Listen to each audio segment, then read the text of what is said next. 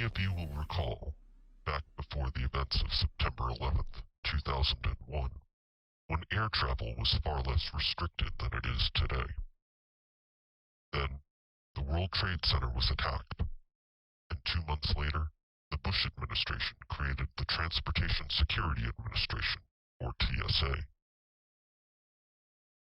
In the years that followed, we all became accustomed to extraordinary invasions of privacy, violations of due process, and degrading acts of indignity.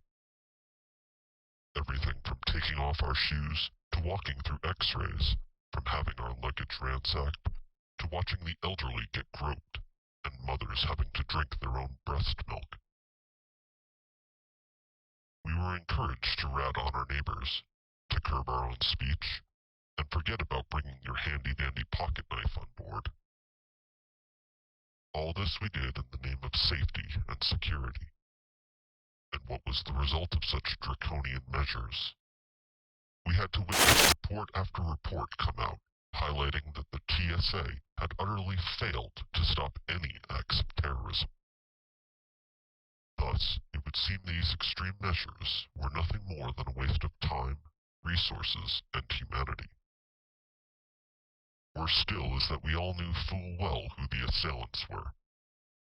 We'd been given no warning of this imminent threat in the months leading up to the attack, but the Bush administration chose to ignore it for reasons I'll not get into here. We also knew that the risk profile of other would-be attackers was not equal across all demographics. A Tibetan grandmother could hardly be regarded as an equivalent threat to a middle-aged male from Saudi Arabia, for instance.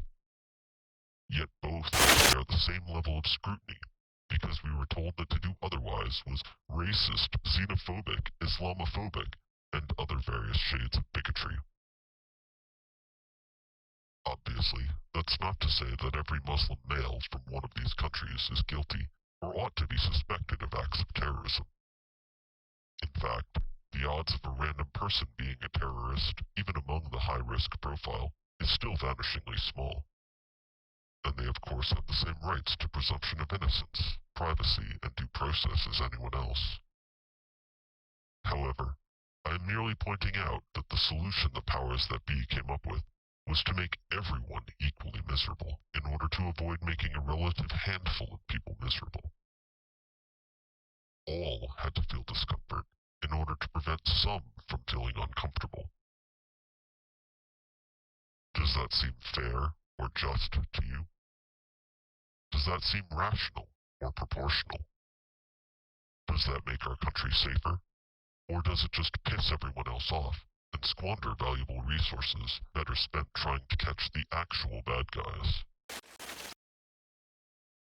And the option to have no one feel discomfort was not a viable option at the time, because in the wake of 9/11, we all agreed that something had to be done.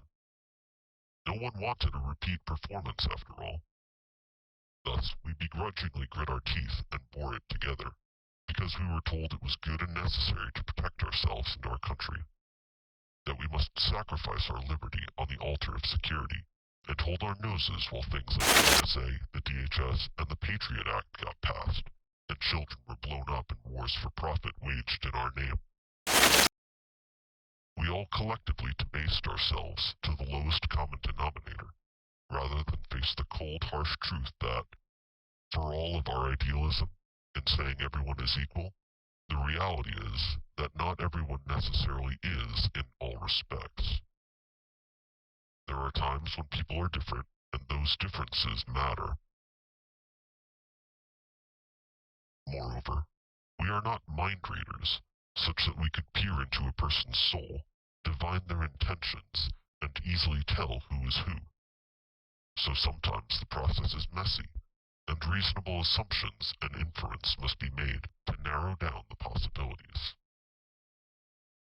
Any sane, rational adult ought to be able to acknowledge both sides of this. You might be wondering what this has to do with COVID-19. Much like with the TSA and terrorism profiles, we know that not everyone necessarily shares the same medical risks for contracting and spreading coronavirus. that the elderly, the immunocompromised, or those with certain pre-existing conditions affecting the lungs are more likely to catch it, to spread it, and to suffer and die from this virus. Much like with the TSA, we might have forgiven our leaders for initially having to blindly walk into unexplored territory and solve a hard problem with little to no data on whether their particular solution would work. And so, we might have allowed them a honeymoon period to make good on the public trust we endowed upon them. However, much like with the TSA, we have sufficient data now to say with confidence that this initial approach no longer is serving us, if indeed it ever was, and moreover, that it is in fact making the situation far worse, doing greater harm to the very people it's trying to save. Half the country cries out, "Please, lock everything down, protect us." The other half shouts, "Do not tell us what to do. We don't need your protection.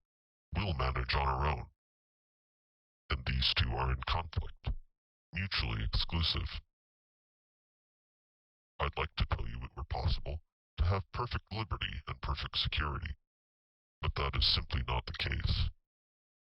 They are trade-offs, and you must each decide for yourselves which one you value more at the expense of the other, knowing that half the country will likely prefer the opposite, and then do the hard work of figuring out how to live together with them in harmony.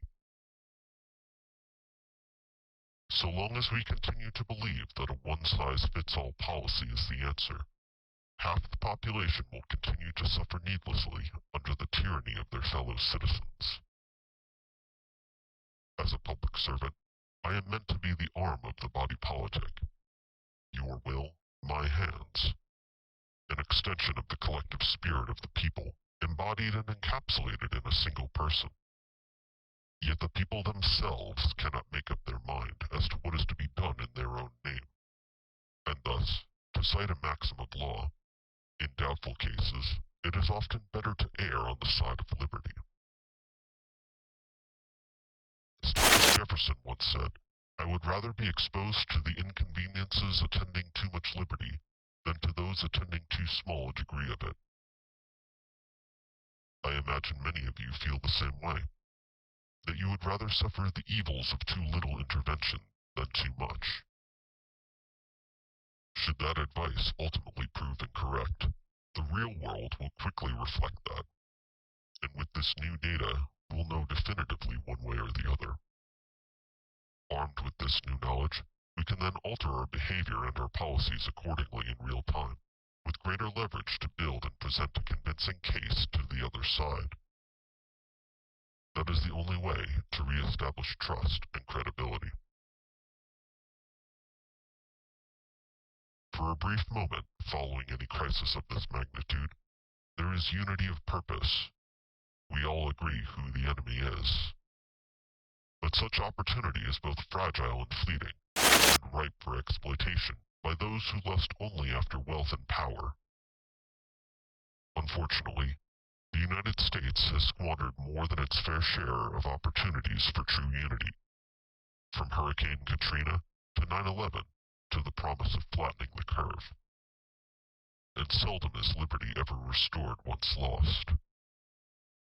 The government's collective COVID response has become a cure that is worse than the disease, and thus we must change course and apply a more surgical method of dealing with this great and terrible threat, which kills regardless of ideology, creed, or political faction.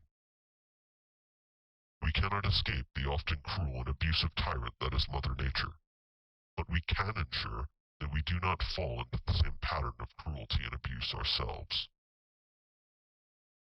Our federal system was designed in such a way as to be a petri dish of sorts, with each state experimenting in different methods and policies. While we all acknowledge that every death due to COVID is tragic, and even for those who survive, the long-term effects are still unknown, but certainly far from pleasant. Still, many who are not within the high-risk profile find themselves wondering why they must go along with these draconian measures, as though they were equally likely to contract and spread the disease. We are told it's prejudicial to treat people in different ways, when in fact, The real prejudice is not only to deny the existence of these individual differences, but to deny that these are in fact rational and reasonable grounds for difference in treatment when it comes to health and medicine. If bigotry is falsely assuming that everyone is the same, then surely this is the height of it.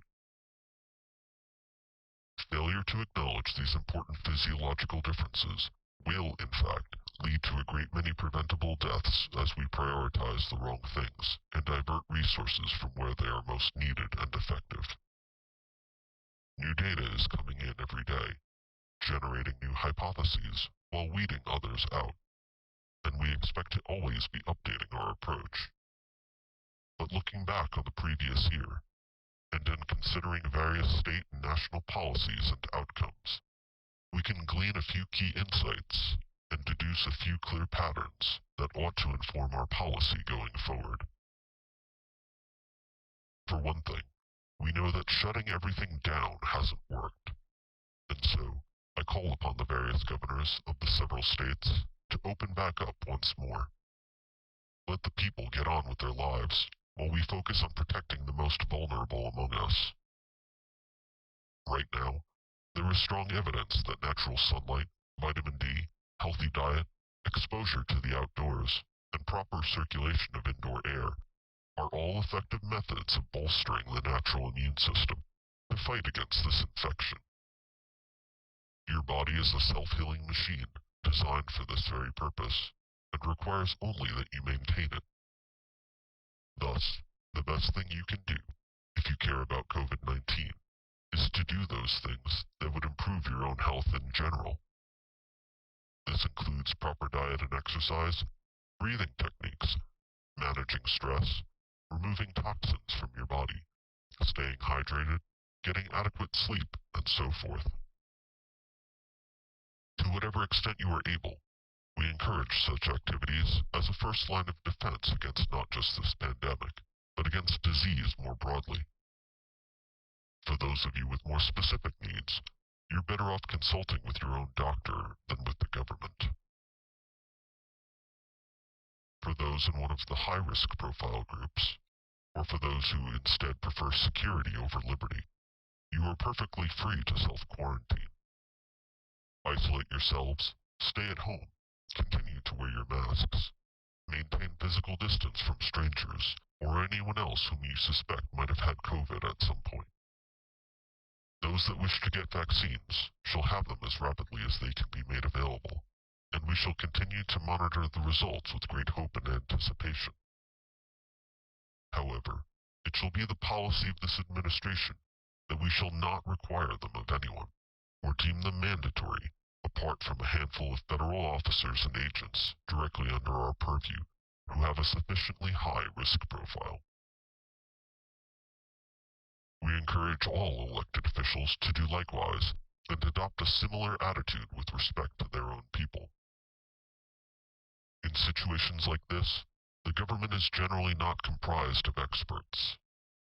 Politicians and executives and bureaucrats are not doctors or engineers or virologists, and thus, the best thing that this administration can do is to get out of the way of those people who will go about doing the real hard work of finding cures and treating patients.